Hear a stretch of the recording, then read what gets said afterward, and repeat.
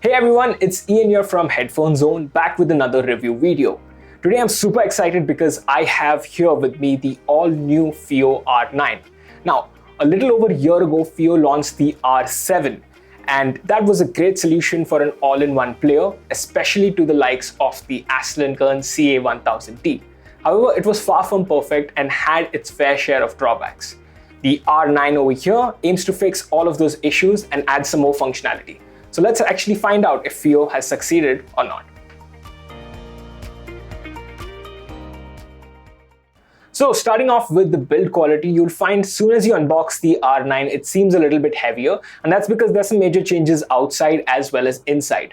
You now have a 6-inch Full HD touchscreen on the front compared to the 720p 5-inch screen on the R7 along with the button layouts. So that's been ditched and the display now looks a lot better.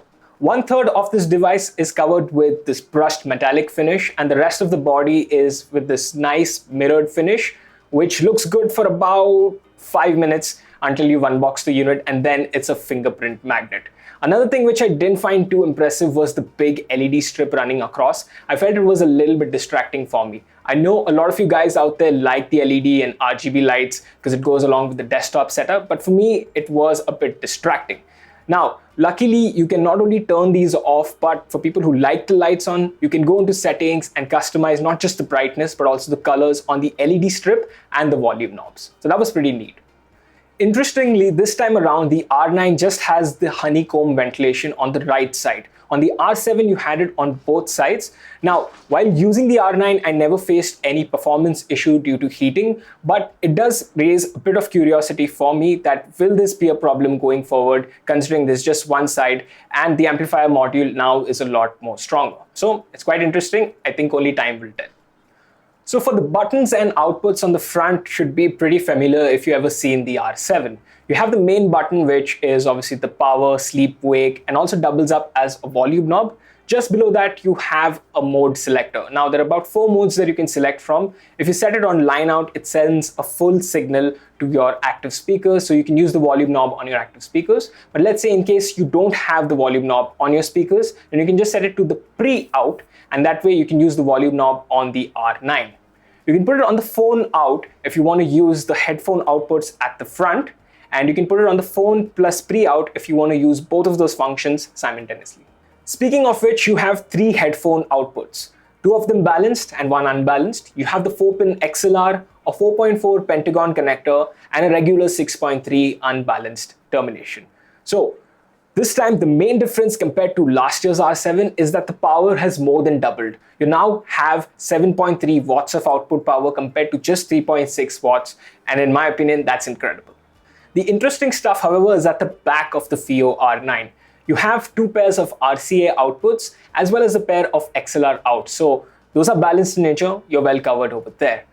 On top, you have a micro SD slot, and you can also insert a full-size SD card. Now, this is good if you want to load your downloaded music onto the R9. Just below that, however, is the USB-C. Now, this is a 3.0 cable. It's good if you want to use the R9 as a dedicated DAC when connected with your laptop or your desktop.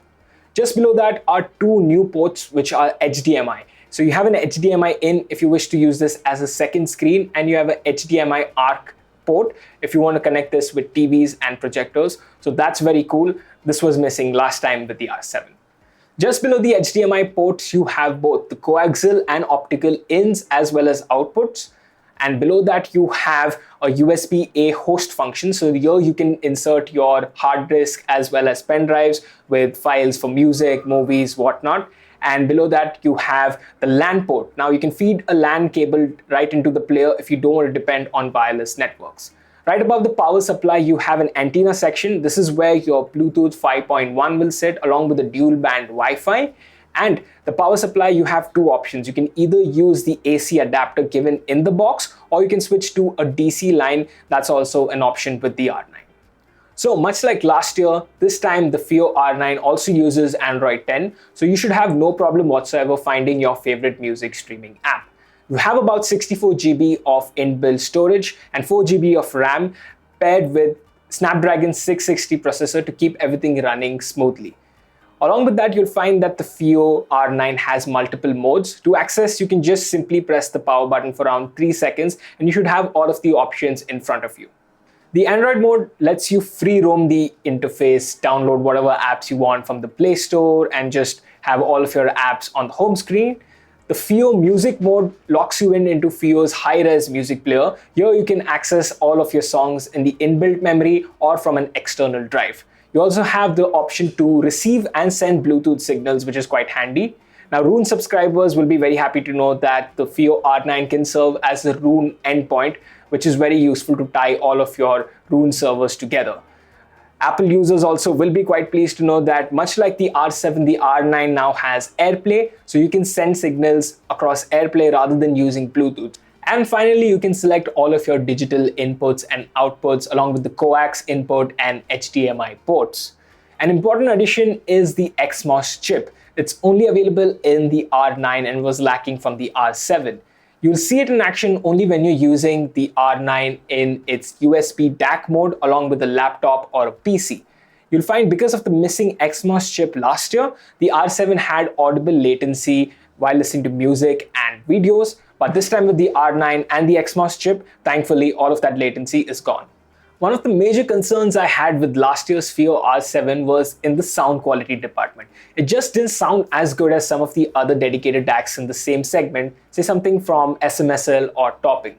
The R9 aims to fix all of that by using ESS chips. It's using dual ESS 9038 Pro chips, which you get to see in the FiiO M17, which is currently FiiO's flagship DAP. Now, I didn't expect the sound quality difference to be this major with a simple DAC chip swap.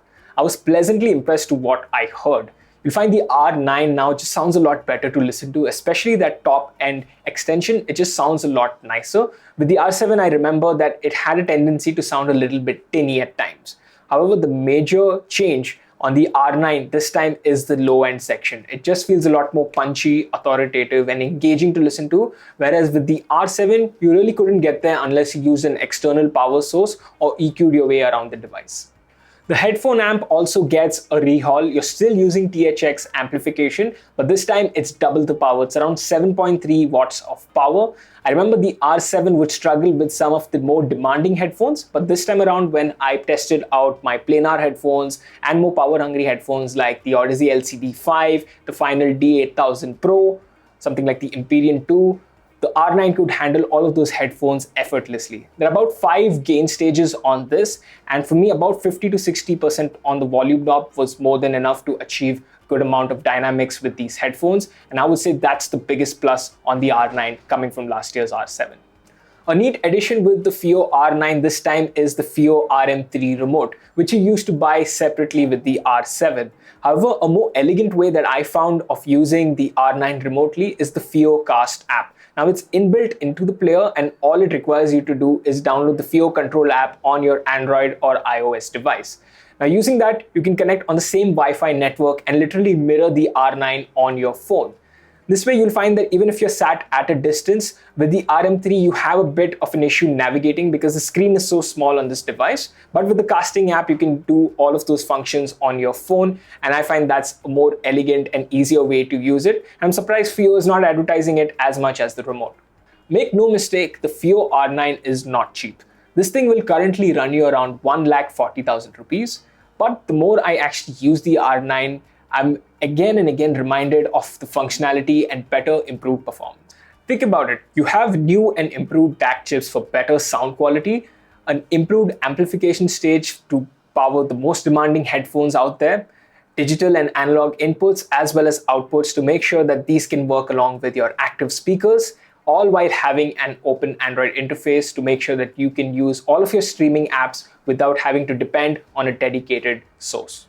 I genuinely think that the FiiO R9 offers great value for money if you're a serious audiophile looking for a sophisticated desktop setup to take your listening experience to the next level. That's going to do it for this one. I hope you found it helpful. Do let me know your thoughts about the FiiO R9 in the comments down below, and would you consider adding it to your listening setup? As always, if you want to try out the FiiO R9 for yourself, you're most welcome to drop into our experience studio here in Mumbai or catch us at one of our Headphone Connect events happening in a city near you. For now, that's all from me. I'll see you guys in the next one. Happy listening.